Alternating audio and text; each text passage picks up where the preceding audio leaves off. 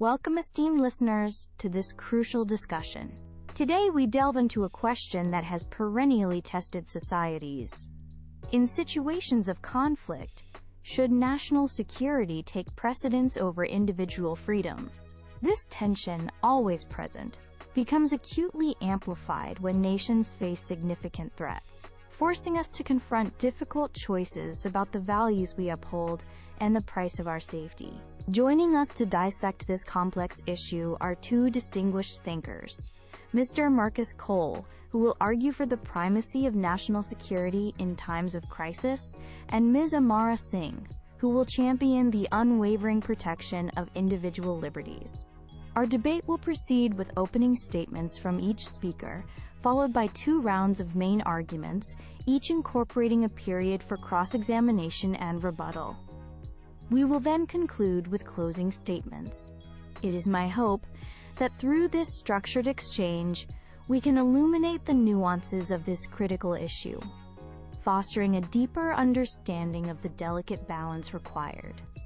The question before us is not merely academic. It strikes at the very heart of democratic governance and the societal contract. Thank you, Dr. Vance. The question we are addressing today is indeed of paramount importance, particularly when the very fabric of a nation is threatened. I contend that in such existential crises, the state's foremost, undeniable responsibility is the safeguarding of its citizens and the preservation of its territorial integrity.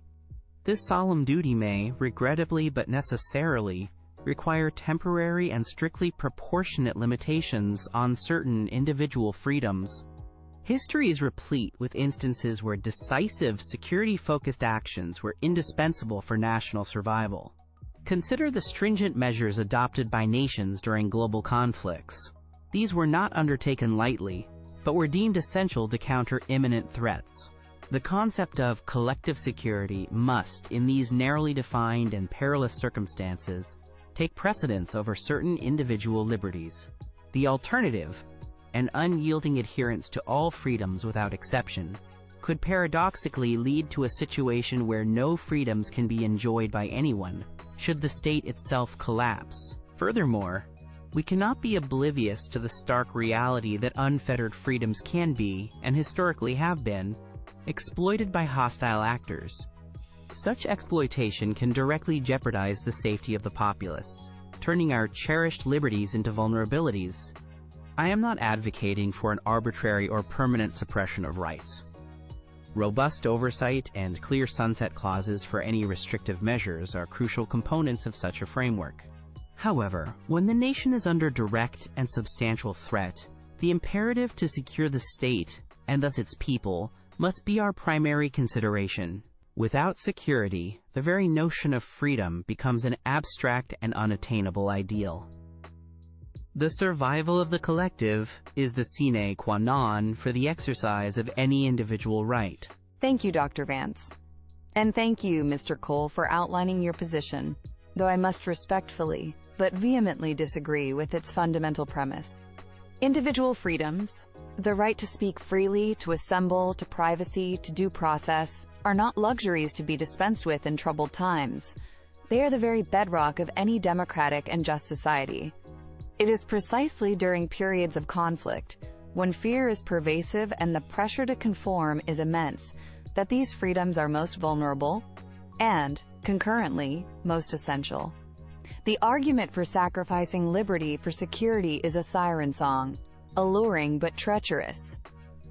We must be acutely aware of the, quote, slippery slope phenomenon, where emergency measures, initially introduced as temporary, gradually become normalized, insidiously eroding the democratic principles we claim to be defending. History provides a sobering catalog of governments that, under the pretext of national security, have overreached their authority, suppressed dissent, and committed egregious abuses of power. The road to authoritarianism is often paved with such necessary encroachments on freedom. Moreover, robust individual freedoms are not an impediment to security. They are integral to it. A free press, an active citizenry, and the right to challenge government actions act as vital checks on power, preventing the implementation of misguided or disproportionate security policies that could ultimately prove counterproductive. These freedoms foster resilience, not weakness.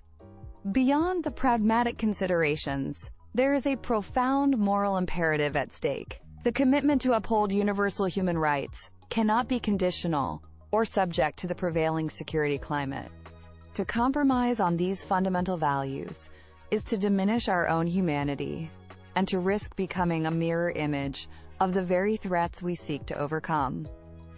True security lies not in the surrender of our freedoms, but in the strength of our democratic convictions. Dr. Vance, we will now move to our first round of arguments. Mr. Cole, you have the floor. Let us move beyond general principles to specific, tangible measures that become regrettably necessary in times of acute conflict. I'm referring to actions such as enhanced, lawfully sanctioned surveillance of communications suspected of links to hostile foreign powers, or the meticulous collection and analysis of data to preempt imminent terrorist attacks. Consider also the difficult but sometimes unavoidable need for expedited detention and interrogation powers for individuals credibly suspected of direct involvement in plots against national security, always, I stress, within a framework that, while adapted, still respects fundamental legal principles. There are numerous, albeit often classified for obvious reasons, instances where such proactive measures have been decisive in thwarting attacks or neutralizing espionage rings that posed a clear and present danger to the populace. For example, intelligence gathered through targeted surveillance has, on multiple occasions, allowed authorities to intervene just hours before a planned attack on civilian infrastructure. Without these tools, the outcome would have been catastrophic, rendering any subsequent debate about freedoms tragically moot for the victims. These are not powers sought for convenience, but for survival. Thank you, Mr. Cole. Ms. Singh, your cross-examination and rebuttal.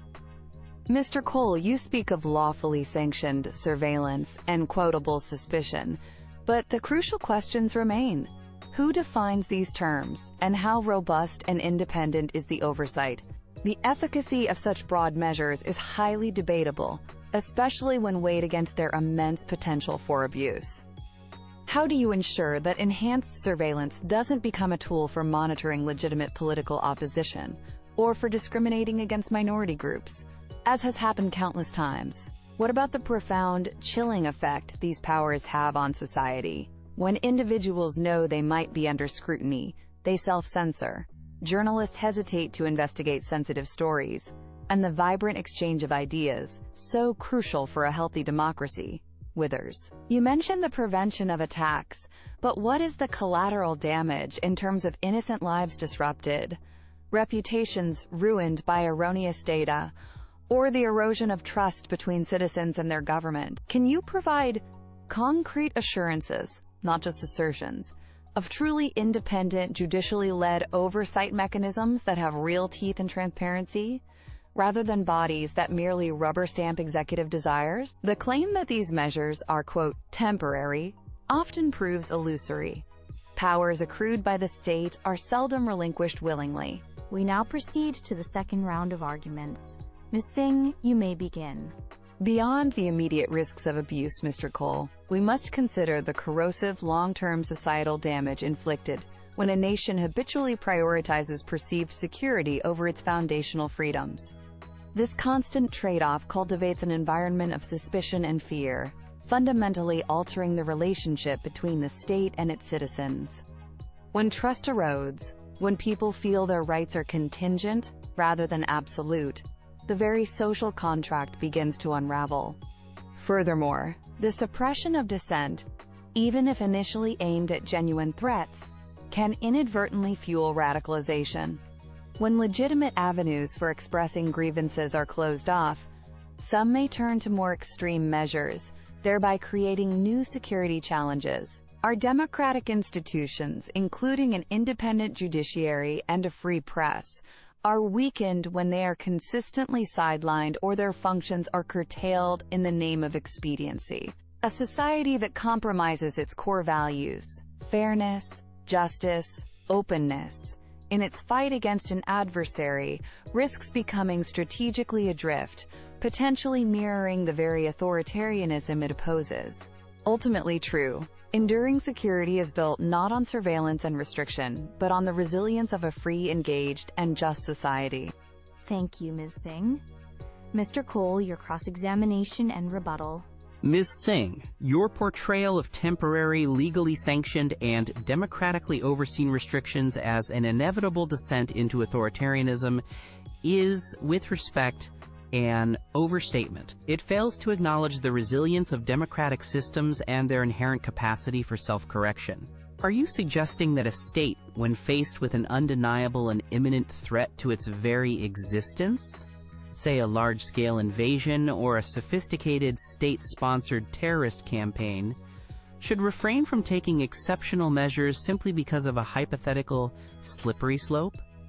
The failure to ensure basic security, the failure to protect citizens from violence and chaos, can lead to a far more rapid and devastating erosion of societal stability and freedom than the carefully managed measures I advocate. If the state is overwhelmed or defeated precisely because it was too timid to act decisively, what becomes of individual liberties then? They vanish entirely.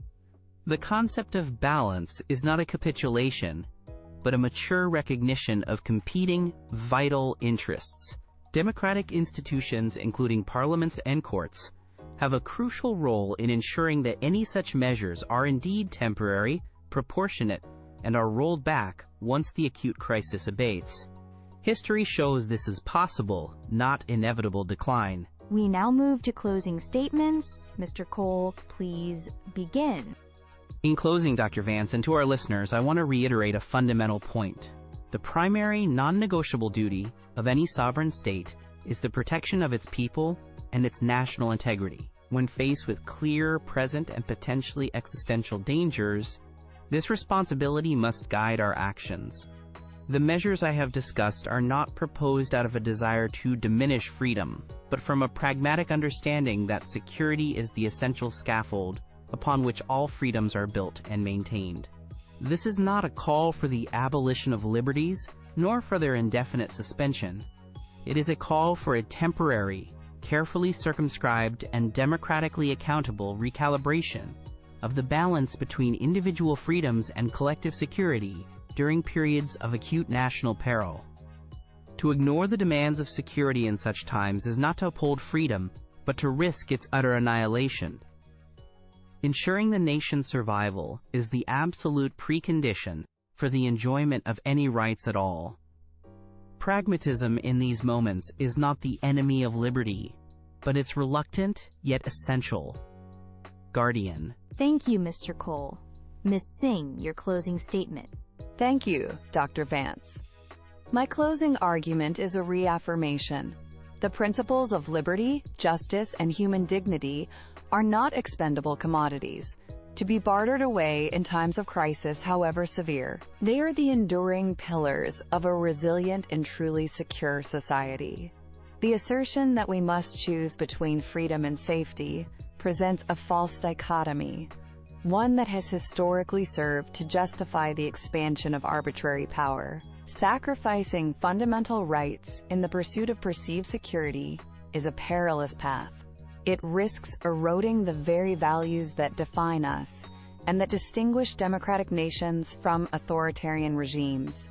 True strength lies not in our capacity to restrict, but in our unwavering commitment to uphold democratic principles, even when, especially when, it is difficult.